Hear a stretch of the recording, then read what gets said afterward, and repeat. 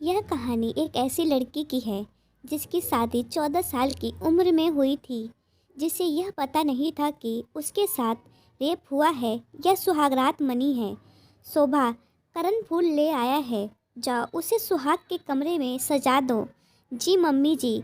शोभा ने ननद छाया का हाथ पकड़ा और दोनों कमरे में आ गई। शोभा इतनी अच्छी सजावट करेंगे कि प्रेम और प्रीति की सुहागरात यादगार बन जाए। दोनों सजावट में लग गईं। सजावट के साथ साथ दोनों में चुहलबाजी भी चल रही थी। तभी रामा बुआ ने कमरे में प्रवेश किया। कमरे की सजावट देखकर हैरान रह गई। शोभा को शरारत सूझी। उसने बुआ जी को कुर्सी पे बैठाया और बोली, आपकी शादी किस उम्र में हुई थी बुआ जी?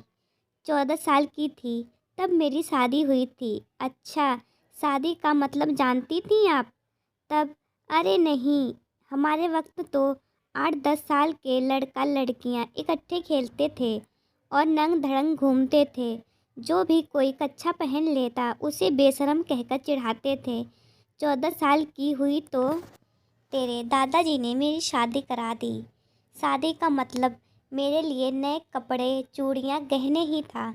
शादी कर ससुराल भेज दी गई। तेरे ताऊ जी रामपाल और दीवान को मेरे साथ भेजा गया। आपकी सुहागरात कैसी रही बुआ जी, बताइए ना। शोभा और छाया को बुआ की कहानी में बहुत आनंद आ रहा था।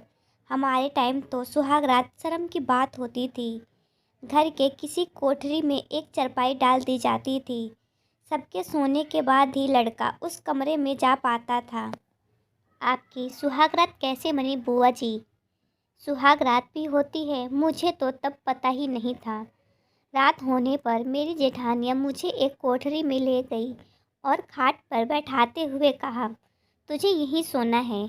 मैंने कहा, मैं अकेले नहीं सोऊंगी, मुझे डर लगता है। मेरी जेठानियों ने कहा, तू अभी सो जा, हम काम ख़त्म करके अपनी अपनी खाट डाल लेंगे।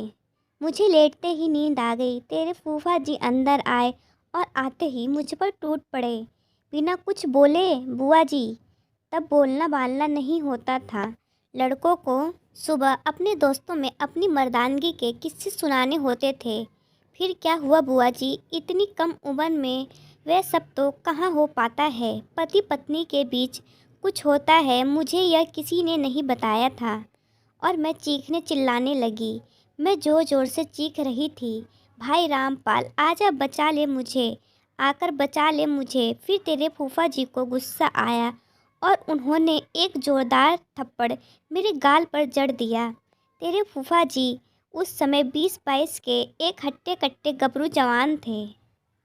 मैं डर गई और रोने लगी।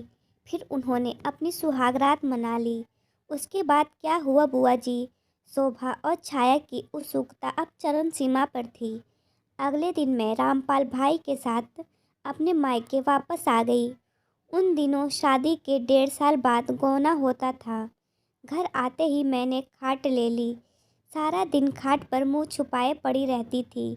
ना किसी से बोलती, ना कुछ खाती पीती। कोई कुछ पूछे तो जवाब नहीं देती। उन दिनों हमारे पड़ोस में एक वैद्य रहते थे। तेरी दादी उन्हें भी बुला लाई।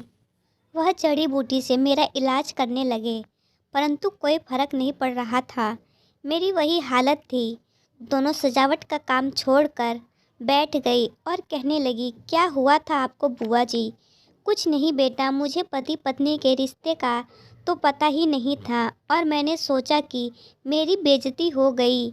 मैं किसी को मुंह दिखाने के लायक नहीं रही, इसलिए चुपचाप खाट पर पड़ी रहती थी। फिर आपको समझ कैसे आया बुआ जी? 2 महीने बाद मेरी एक सहेली अपने ससुराल से मायके आई तो वह मुझसे मिलने आई। मैंने उससे कहा कि दूर बैठ मुझे हाथ मत लगाना, मैं बात करने के लायक नहीं हूँ। अब मेरी बेइज्जती हो चुकी है। तब उस सहेली ने मुझे बताया कि सबके साथ यही होता है। क्या तेरे साथ भी हुआ था? मैंने पूछा। हाँ, मेरे साथ भी हुआ था। और यह जो हमारी भाभियाँ हैं, सबके साथ ऐसा ही होता है। उसके बाद उसकी बात सुनकर मैं पाप बोध से मुक्त हुई और मैं दोबारा काम धंधे की ओर उन्मुक्त हुई। शोभा और छाया बुआ की बात सुनकर हैरानी में थी कि वे सुहागरात थी या फिर रेप। दोस्तों, यही थी आज की हमारी छोटी सी कहानी। अगर कहानी अच्छी लगे तो एक लाइक ज़रूर करना।